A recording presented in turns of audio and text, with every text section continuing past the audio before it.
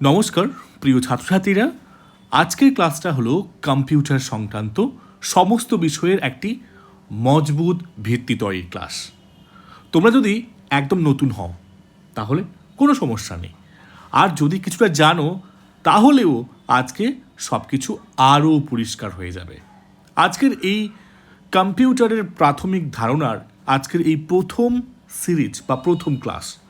আজকে আমরা শিখব আইপিওএস সাইকেল কি, যেটি জানাচ্ছে যে কম্পিউটার কিভাবে কাজ করে, সিপিইউ আর মাদারবোর্ডের ভেতরে কি আছে, বাস, পোর্ট, এগুলো কি জিনিস, ইনপুট ও আউটপুট ডিভাইসগুলো কি কি, স্টোরেজ কিভাবে কাজ করে, এছাড়া এই ডিজিটাল যুগের মহান আবিষ্কারকদের কথা, এছাড়া 1G থেকে এই যে 5G এখন যে নেটওয়ার্ক চলছে এর ইতিহাস নিয়ে আজকে আলোচনা করব। এই বিষয়গুলো কিন্তু এসএসসি, পিএসসি, ব্যাংক, রেলওয়ে সমস্ত কম্পিটিটিভ পরীক্ষার জন্য প্রায়শই এই বিষয় থেকে প্রশ্ন আসে। তাই আমরা বেশি দেরি না করে সরাসরি আলোচনায় ঢুকছি। কম্পিউটার বোঝার সবচেয়ে সহজ উপায় হলো আইপিওএস এই সাইকেলটাকে বুঝতে হবে। এটা না বুঝলে কম্পিউটারের কিছু বোঝা যায় না। আই মানে হচ্ছে ইনপুট, পি মানে হচ্ছে প্রসেসিং, আর ও মানে হচ্ছে আউটপুট, এবং এস মানে হচ্ছে স্টোরেজ। আইপিওএস এই জন্য বললাম। আই হচ্ছে ইনপুট, ইনপুট মানেই হচ্ছে নির্দেশ দেওয়া, অর্থাৎ তুমি কম্পিউটারকে যা বলো সেটাই হচ্ছে ইনপুট। এই ইনপুট কি হতে পারে? কিবোর্ডে টাইপ করলে রাদার, মাউস দিয়ে ক্লিক করলে, মাইক্রোফোন দিয়ে কথা বললে, স্ক্যানার দিয়ে কিছু স্ক্যান করলে। তো সহজ করে যদি বলি, একটা রান্নাঘরে কাঁচামাল যে রেখে দিচ্ছি এটাই হচ্ছে ইনপুট। এবার আসবো দ্বিতীয়, যেটা হচ্ছে প্রসেসিং। প্রসেসিং মানে কাজ করা, অর্থাৎ ইনপুট পেয়ে কম্পিউটার সেটা নিয়ে হিসেব করে সিদ্ধান্ত নেয়। এই কাজটা করে সিপিইউ, যার ফুল ফর্ম হচ্ছে সেন্ট্রাল প্রসেসিং ইউনিট। সিপিইউ হলো কম্পিউটারের মস্তিষ্ক, অর্থাৎ আমরা বলতে পারি রান্নাঘরে রান্না করা, এই জায়গায় হচ্ছে পি। এবারে ও হচ্ছে আউটপুট, আউটপুট মানে হচ্ছে ফলাফল দেওয়া। প্রসেসিং হয়ে গেল, প্রসেসিং শেষে এবারে ফলাফল বেরিয়ে এসেছে। এটা কিভাবে হচ্ছে? মনিটরে আমরা কিছু দেখতে পাচ্ছি, আউটপুট হচ্ছে। প্রিন্টার থেকে কাগজ বেরোলো, স্পিকার থেকে শব্দ, গান শুনতে পেলাম। এটাকে আমরা বলতে পারি রান্না শেষে খাবার প্লেটে পরিবেশন করার মতো। এবার আসবো স্টোরেজ। কাজের ফলাফল পরে যাতে ব্যবহার করা যায় সেই জন্য আমরা তাকে সংরক্ষণ করি। তো যেমন ধরো ওয়ার ফাইল সেভ করা, ফটো হার্ড ডিস্কে রাখা, এটা হলো রান্না করা হয়ে গেছে, খাওয়াও হয়েছে, কিছু খাবার থেকেছে বা কেউ এখন খায়নি পরে খাবে, তাই তাকে আমরা ফ্রিজে রেখে দিই, এটা হচ্ছে স্টোরেজ। তাহলে আইপিওএস আশা করি বুঝতে পেরেছো। এই চারটা ধাপ বারবার চলতেই থাকে, তাই এটাকে বলা হয় আইপিওএস সাইকেল। তো আইপিওএস এর পুরো অর্থ বুঝতে পেরে গেছো, ইনপুট, প্রসেসিং, আউটপুট, স্টোরেজ। ওকে, প্রসেসিং করে কোথায়? কোনটা প্রসেসিং করে? সিপিইউ, এটাও মাথায় রাখো। এবারে চলে আসবো the brain of the machine, অর্থাৎ সিপিইউ এবং মাদারবোর্ড। এবার কম্পিউটারের ভেতরে ঢুকলাম আমরা। সবচেয়ে গুরুত্বপূর্ণ দুটো জিনিস, একটি হচ্ছে সিপিইউ, যাকে আমরা বলছি সেন্ট্রাল প্রসেসিং ইউনিট, এবং আরেকটি হচ্ছে মাদারবোর্ড। সেন্ট্রাল প্রসেসিং ইউনিট বা সিপিইউ, এটাকে কম্পিউটারের মস্তিষ্ক বলি। এটাই সব হিসাব, সব সিদ্ধান্ত নিজেই করে থাকে। তো সিপিইউ হলো একটি সিঙ্গেল ইন্টিগ্রেটেড সার্কিট বা মাইক্রোপ্রসেসর। এটাকে বুঝতে হবে, মানে একটা ছোট্ট চিপ, এর মধ্যে কোটি কোটি ট্রানজিস্টর আছে। বুঝতে পারলে? এই যে দেখতে পাচ্ছ, এটাকে আমরা সহজ করে এক একটা ধাপে দেখাচ্ছি। এইটা বাইরে থেকে এরকম দেখতে লাগে। ওকে, সো সিপিইউ এর ভেতরে কি কি থাকে? এই যে ছোট্ট একটা ট্রানজিস্টর বললাম না, তার মধ্যে অনেকগুলো ট্রানজিস্টর থাকে। এর মধ্যে প্রধান কি কি থাকে? প্রধান হচ্ছে এএলইউ, মানে অ্যারিথমেটিক লজিক ইউনিট, মানে যোগ, বিয়োগ, গুণ, ভাগ, এইসব অ্যারিথমেটিক কাজ করে এটি। বড় কথা আবার হতে পারে অনেক সময় সত্য মিথ্যা বড় ছোট এইসব জাজ করা বিচারও এটি করে। দ্বিতীয় যেটা প্রধান যেটা থাকে তা হচ্ছে সিইউ বা কন্ট্রোল ইউনিট। এটির কাজ হচ্ছে সব কিছু পরিচালনা করা, কোন কাজটা আগে হবে কোন কাজটা পরে হবে এই বাবু এই কাজটা ম্যানেজ করে। তো এ হচ্ছে ম্যানেজার, সিপিইউ এর ম্যানেজার কন্ট্রোল ইউনিট। ওকে, তৃতীয় হচ্ছে রেজিস্টার্স। সিপিইউ এর নিজস্ব অতি ক্ষুদ্র একটা মেমোরি। এখানে চলতি কাজের ডেটাটা সাময়িকভাবে জমা থাকে এই রেজিস্টারগুলোতে। এছাড়াও এখানে থাকে আরও কিছু উপাদান, যেমন আমি আরেকটা বলছি, এটা মাথায় রাখতে পারো, ক্যাচ মেমোরি। ক্যাচ মেমোরি, এই ক্যাচ মেমোরি র্যামের চেয়ে দ্রুত এবং এটি আমাদের এই সিপিইউ এর কাছে থাকে। বারবার এটি লাগে এমন ডেটা যেগুলো থাকে সেগুলোকে এখানে সে স্টোর করে রাখে সিপিইউ। ওকে, এবারে চলে আসবো কম্পিউটারের নেক্সট উপাদান। এটা তো গেল সিপিইউ, ফার্স্ট এটা গেল সিপিইউ। এবারে বি, এটা আসছি মাদারবোর্ড। মাদারবোর্ড হলো কম্পিউটারের মেরুদণ্ড, সমস্ত পার্ট এখানেই যুক্ত থাকে। সিপিইউ সকেট, যেখানে সিপিইউ বসে, এই যে দেখতে পাচ্ছ এইটা, ওকে, সেন্ট্রাল প্রসেসিং ইউনিট এখানে বসে। এছাড়া এখানে এই যে দেখতে পাচ্ছ এটা হচ্ছে র্যাম স্লট। এছাড়া স্টোরেজ কানেক্টার, পাওয়ার কানেক্টার, এই সব এগুলো সব থাকবে, এখানে থাকে ইউএসবি, অডিও, নেটওয়ার্ক পোর্ট। তো মাদারবোর্ড হলো একটা শহরের মানচিত্রের মতো, সব রাস্তা এখান থেকেই বেরিয়েছে। সিপিইউ হলো শহরের সেই সিটি হল, এটাকে সহজ করে বুঝতে পারো এরকম করে। এবারে আসো ডেটা হাইওয়ে।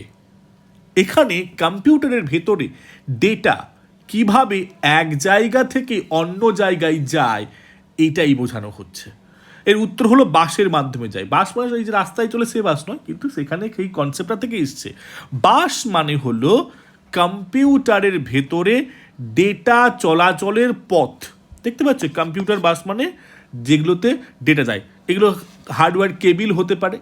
ঠিক যেমন শহরে বাস রাস্তায় চলে এবং মানুষকে এক জায়গা থেকে অন্য জায়গায় নিয়ে যায়, কম্পিউটার বাসও ডেটা বহন করে। তো এই বাস তিন ধরনের হয়ে থাকে। একটাকে বলা হয় ডেটা বাস। ডেটা বাস মানে আসল ডেটাটাকে সে নিয়ে যায় এবং এটা দুই দিকে যেতে পারে, অর্থাৎ যেখান থেকে শুরু হচ্ছে যেখানে যাচ্ছে সেখানে, আবার যেখানে গেল সেখান থেকেও হতে পারে। এটাকে ডেটা বাস বলা হয়। আরেকটাকে বলা হয় অ্যাড্রেস বাস। অ্যাড্রেস বাস হচ্ছে কোথায় ডেটাটাকে পাঠানো হচ্ছে সেই ঠিকানা। শুধু এটা কিন্তু অ্যাড্রেস বাস মানে একদিকে যাবে। ওকে, আরেকটা হচ্ছে কন্ট্রোল বাস। কন্ট্রোল বাস মানে কখন পাঠাবে কিভাবে পাঠাবে সেই নির্দেশ করে। তাই একটু নোট ডাউন করে নেবে তোমরা। তাহলে বাস আর থ্রি টাইপস, একটা হচ্ছে ডেটা বাস, ডান। দ্বিতীয় হচ্ছে অ্যাড্রেস বাস, ওকে। আর তৃতীয় হচ্ছে কন্ট্রোল বাস, ডান। এবারে চলে আসবো পোর্টগুলো নিয়ে। সো পোর্ট মানে বাইরের ডিভাইসটাকে যোগ করার জন্য একটা সংযোগস্থল। মানে আমার যে মাদারবোর্ডটা, এই মাদারবোর্ডটাতে কিছু বাইরের যে ঢোকাবো, যেমন ধরো আমি মাউস ঢোকালাম, ধরো মনে করো একটা কিবোর্ডের আমি পোর্ট ঢোকালাম। তো এই পোর্ট মানে হচ্ছে একটা ডিভাইস যেখানে সংযোগ করা যায়। তো গুরুত্বপূর্ণ পোর্টস কী কী হতে পারে, যেমন আমাদের হচ্ছে ইউএসবি পোর্টস, যেমন তাকে বলা হয় ইউনিভার্সাল সিরিয়াল বাস। এখানে সাধারণত pen drive, mouse, keyboard, charger এইসব থাকে। এছাড়া হতে পারে এইচডিএমআই পোর্ট, যেখানে মনিটর বা টিভিতে ভিডিও পাঠানো হয়।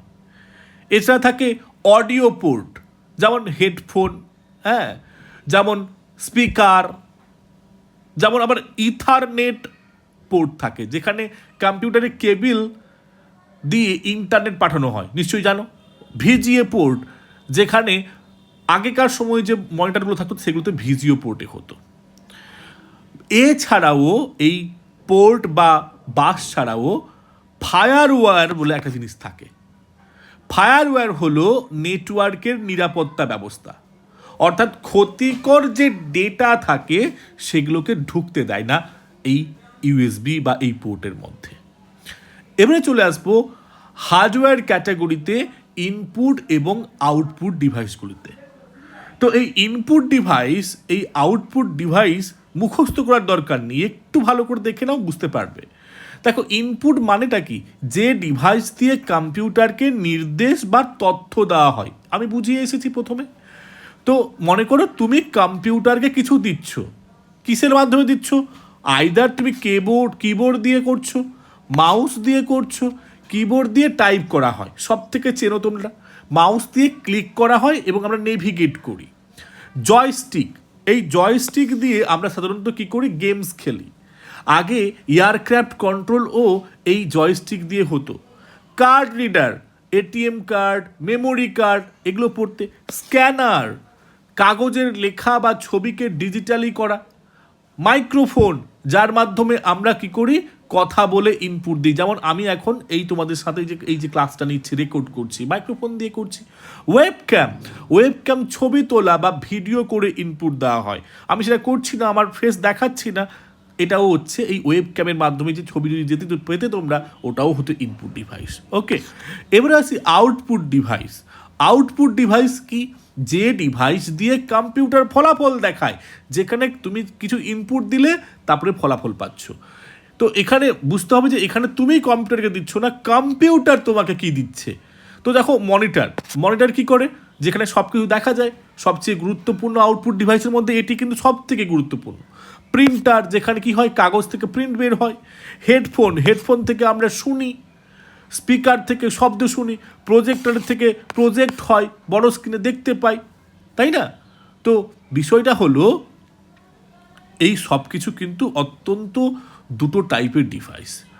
এবারে এখানে আরও কিছু জিনিস থাকতে পারে। আমার একটা প্রশ্ন তোমাদের ক্ষেত্রে, টাচ স্ক্রিন, এই যে টাচ স্ক্রিন তোমাদের মোবাইলে আছে, এটি ইনপুট নাকি আউটপুট ডিভাইস? তোমাদের কাছে প্রশ্ন, তোমরা বলো, তোমরা মোবাইলে টাচ স্ক্রিন ইউজ করো, ওটা ইনপুট নাকি আউটপুট ডিভাইস? আমি জানি তোমরা পারবে, উত্তর দিতে পারবে। ওকে, আমি একেবারে শেষে যদি মনে করাও বা মনে পড়ে আমি বলে দেবো যে এটা আমাদের মোবাইলের টাচ স্ক্রিন, এটা ইনপুট ডিভাইস নাকি আউটপুট ডিভাইস। ওকে, চলো এবারে চলে আসি স্টোরেজ এবং ডিজিটাল বেসিক্সগুলো নিয়ে। তো এখানে মূলত আমরা তোমাদের সামনে আলোচনা করব স্টোরেজ মানে এই যে যেখানে জমা থাকে, সংরক্ষণ থাকে। তো এই স্টোরেজ ডিভাইস মানে যেখানে ডেটাটাকে আমরা গুছিয়ে রাখছি। তো এটা দু ধরনের হয়ে থাকে, প্রাইমারি স্টোরেজ এবং আরেকটা হচ্ছে সেকেন্ডারি স্টোরেজ। প্রাইমারি স্টোরেজ মানে প্রাথমিক যেটা সঞ্চয় করে, সেটা কি হতে পারে? র্যাম হতে পারে, র্যাম।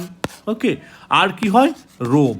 র্যাম এবং রোমকে বলা হয় প্রাইমারি, এগুলো হচ্ছে প্রাথমিক। ওকে, প্রাইমারি। এবারে র্যাম নিশ্চয়ই যেন র্যান্ডম অ্যাক্সেস মেমোরি, এটা অস্থায়ী মেমোরি। কম্পিউটার চালু থাকলে এটা কাজ করে, বন্ধ হলে সব মুছে যায়। আর রোম হচ্ছে স্থায়ী মেমোরি, কম্পিউটার বন্ধ হলেও মুছে যায় না, BIOS এখানে থাকে। এবারে আসবো সেকেন্ডারি স্টোরেজ, মানে কি হতে পারে? এক হচ্ছে সেকেন্ডারি স্টোরেজের মধ্যে হচ্ছে হার্ড ড্রাইভ এক। দ্বিতীয় হচ্ছে ফ্ল্যাশ ড্রাইভ। তৃতীয় কি হচ্ছে? USB এবং আর অন্যান্য আদার যেগুলো হতে পারে। তো প্রথমে বলছো হার্ড ড্রাইভটা কি? এটি অনেকটা বড় হয়, স্থায়ী স্টোরেজ হয়, এখানে সব ফাইলস, অপারেটিং সিস্টেম এখানেই সব থাকে। ফ্ল্যাশ ড্রাইভ যেমন পেন ড্রাইভ, মেমোরি কার্ড, এগুলোকে বলা হয়। আর USB মানে হচ্ছে যারা আর অন্যান্য যেগুলো হয়ে থাকে। তো বিষয়টা ক্লিয়ার করলে কি, প্রাইমারিতে র্যাম এবং রোম, আর সেকেন্ডারিতে থাকলো তাহলে কি হলো? Hard drive, flash drive, USB drive, এখন SSD, এগুলো সব এই পর্যায়ে পড়ে সেকেন্ডারিতে। এবারে স্টোরেজের পরিমাপ কিভাবে করা হয়? বিট ডিজিটাল সিস্টেমের হচ্ছে সব থেকে ছোট একক। এখান থেকে আমরা টিবি, একদম টেরাবাইট অবধি চলে যাই, সাধারণত আমরা এটাকে ভালো করে চিনি। ওকে, তো বিট হচ্ছে সব থেকে ছোট। এবার সেখান থেকে আসে বাইট, একটা বিট থেকে আসে বাইট, বাইট। সেই বাইট থেকে আসে কিলোবাইট থেকে আসে MB, মেগাবাইট থেকে আসে জিবি, আবার জিবি থেকে আসে টিবি, এরকম করে চলতে থাকে। তো 1 KB সমান কত বাইট, এটা প্রায়শই প্রশ্নে আসে। 1 KB, এগুলো আমি আলোচনা করবো পরে ডিটেল যখন আমি এই মানে স্টোরেজ পরিমাপ নিয়ে আসবো। তবে জাস্ট প্রশ্ন করে বলছি 1 KB ইকুয়াল টু 1024 বাইটস। ওকে, মাথায় রাখো। ঠিক একই রকমভাবে 1024 কিলোবাইট নিয়ে 1 MB হয়, আবার 1024 MB নিয়ে একটা জিবি হয়, এইরকম করে এগোয়। তাহলে ক্লিয়ার তো? এই বিট তোমাদের কিন্তু ভালো করে বুঝতে হয়। বিট মানে আমি কি বলছি, বিট হলো কম্পিউটার সবথেকে ছোট একক। এই বিট কিন্তু দুটো অক্ষর, দুটো নিউমেরিক ডিজিট দিয়ে হয়, 0 অ্যান্ড 1, সরি 0 অ্যান্ড 1। ওকে, এটা হয় 0 অথবা 1, এর মাঝামাঝি কিছুই হয় না। কম্পিউটার মানে, এর মানে বুঝতে হবে কম্পিউটার শুধু 0 আর 1কে বোঝে, আর এটাকেই বলা হয় বাইনারি সিস্টেম।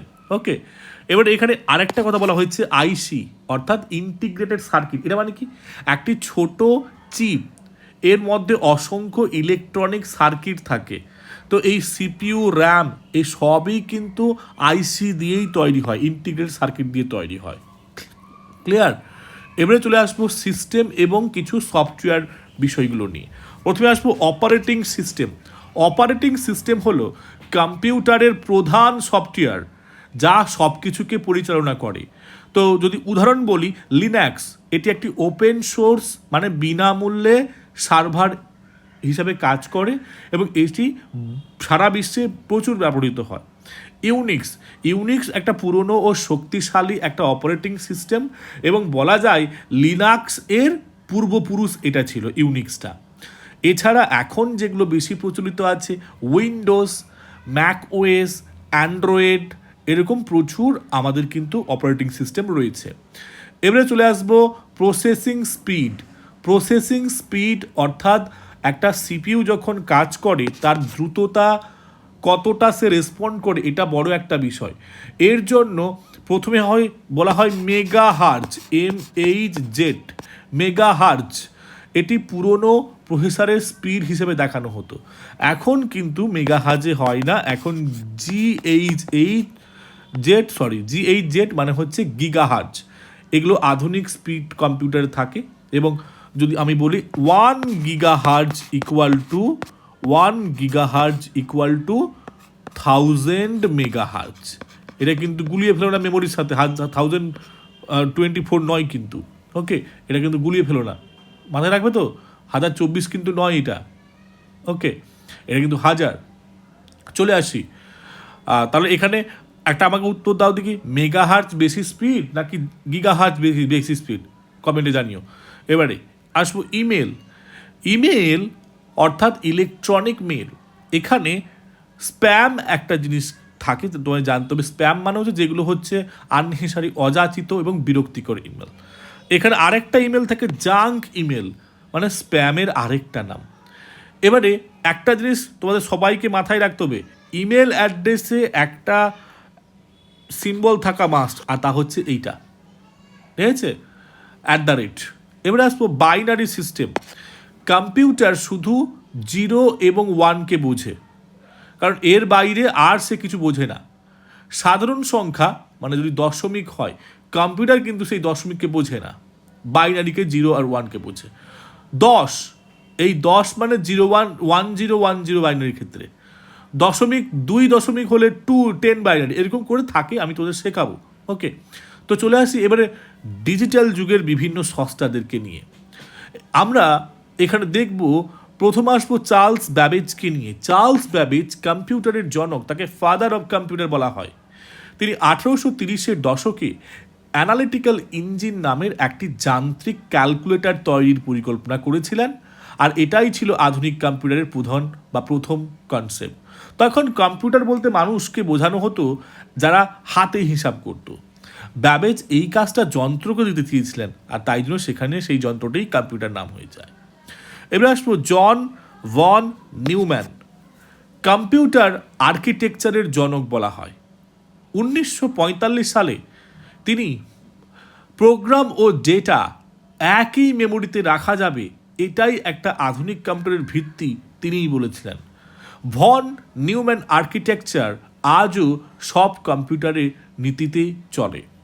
এবার আসবো অ্যালান টিউরিংকে নিয়ে। অ্যালান টিউরিং আমাদের আর্টিফিশিয়াল ইন্টেলিজেন্সের জনক। টিউরিং মেশিন কনসেপ্ট দিয়েছিলেন যা আধুনিক কম্পিউটারের তাত্ত্বিক ভিত্তি। দ্বিতীয় বিশ্বযুদ্ধে জার্মান এনিগমা কোড তিনিই ভেঙেছিলেন। এতে যুদ্ধ আগে শেষ হয়েছিল। একটা কনসেপ্টও এখান থেকে আসে, টিউরিং টেস্ট তার নাম থেকে। কম্পিউটার বুদ্ধিমান কিনা তা পরীক্ষার পদ্ধতি।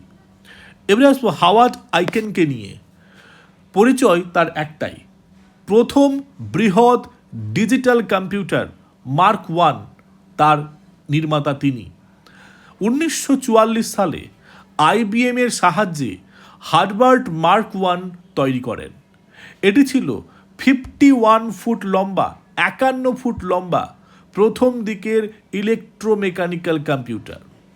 এবারে আসবো ডগলাস এঙ্গেলবার্ট। ডগলাস এঙ্গেলবার্ট তিনি 1964 সালে তিনি কম্পিউটার মাউসের আবিষ্কার করেন। তাছাড়া তিনি হাইপার টেক্সট, ভিডিও কনফারেন্সিং এবং কোলাবোরেটিভ কম্পিউটিংয়ের ধারণাও দিয়েছিলেন। এবার আসবো বিল মোকরিচ। বিল মোকরিচ তিনি ল্যাপটপের আবিষ্কারক। 1981 সালে প্রথম ক্ল্যামসেল ডিজাইন এর ল্যাপটপ গ্রিড কম্পাস তৈরি করেন তিনি। তো আরও রয়েছে ব্লেজ পাস্কেল ও উইলিয়াম সিকার্ড, প্রথম যান্ত্রিক ক্যালকুলেটর তিনি তৈরি করেন, তারা তৈরি করেন। মাইক্রোপ্রসেসর ডক্টর টেড হব, ফেডেরিকো ফ্যাগিন, মাসাতো সিসিমা, স্ট্যানলি মেজরের মতো লোক। আমরা চলে আসব এবারে পরবর্তী অংশে, যেখানে আমরা আলোচনা করব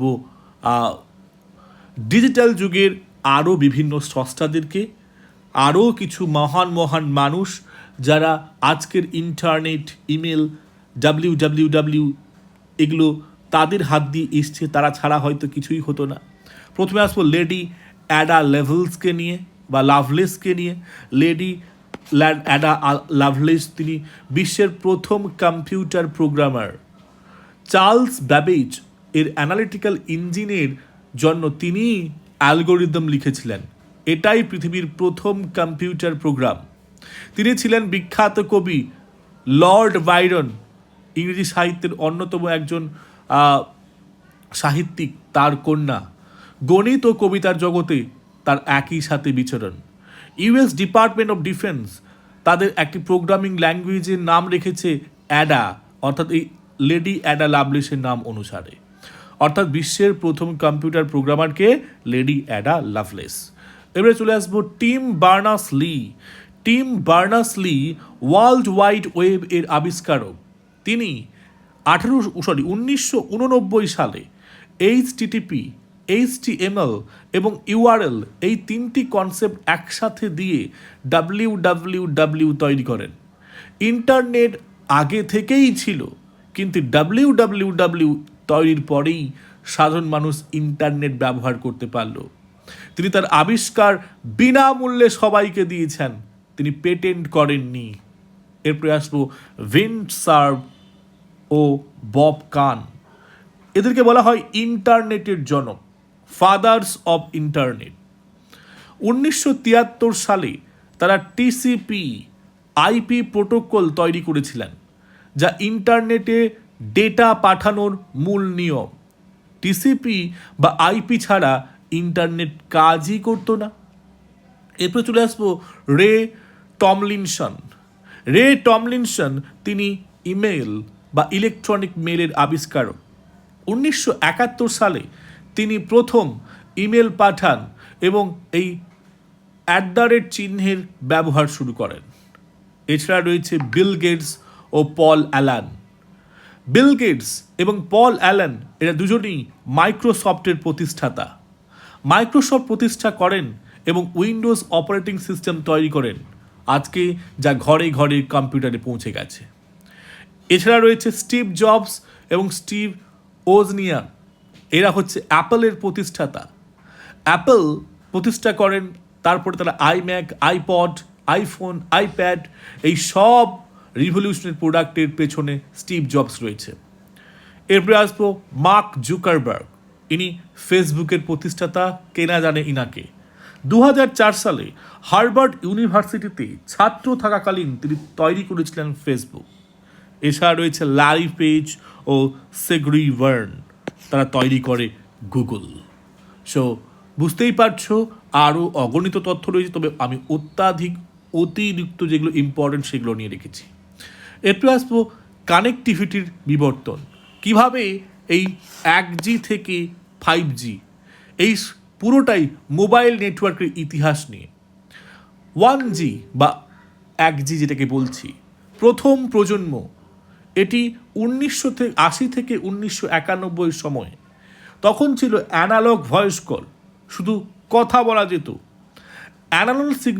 অ্যানালগ সিগন্যাল ডিজিটালের মতো নয়, এখানে শুধু ভয়েস পাঠানো যেত, কোনো ডেটা নয়। কল আবার মাঝে মাঝে কেটে যেত।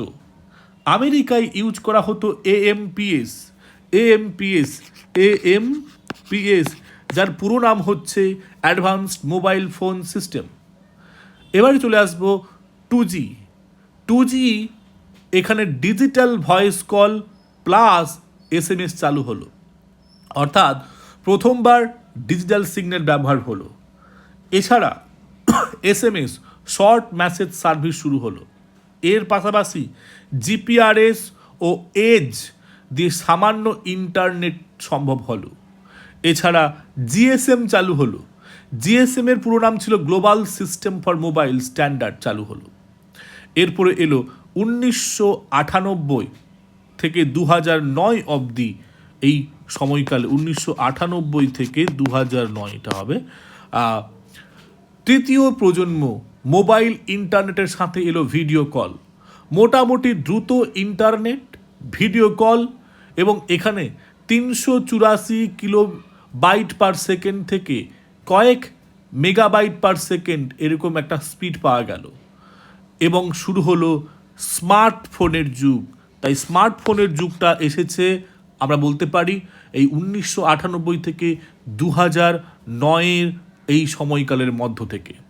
এটাকে বলা হয় ইরা অফ স্মার্টফোন, এখান থেকে স্টার্টিং হয়। এরপর চলে আসো 4G।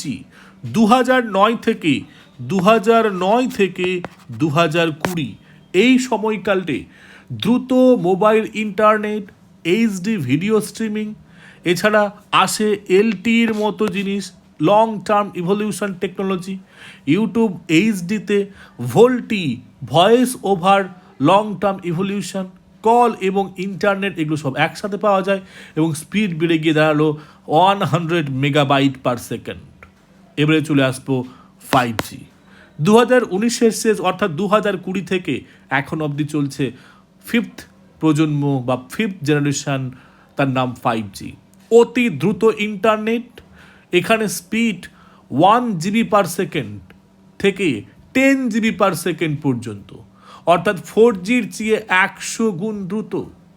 ল্যাটেন্সি মাত্র 1 মিলিসেকেন্ড। IoT অর্থাৎ ইন্টারনেট অফ থিংস, যেখানে ঘরের ফ্রিজ, টিভি, গাড়ি সব ইন্টারনেটে চলে। সেলফ ড্রাইভিং কার থেকে রিমোট সার্জারি থেকে প্রায় সব কিছুই হতে শুরু করলো। আশা করি আজকের ক্লাসটাতে তোমরা সমৃদ্ধ হয়েছ। এখানে আমরা যদি ফিরে তাকাই, আমরা আজকের ক্লাসে অনেক কিছু শিখলাম, যেমন IPOS সাইকেল শিখলাম, CPU আর্টিকেল শিখলাম, input output device, motherboard, CPU, এছাড়া ডিজিটাল পায়োনিয়ার্স কারা কারা ছিল, এবং 1G থেকে 5G, এই সব কিছু তোমরা রিভিশন করো। এবং তোমাদের সাথে আবার দেখা হচ্ছে নেক্সট সিরিজ 2 কম্পিউটার নিয়ে। সবাই ভালো থেকো, সুস্থ।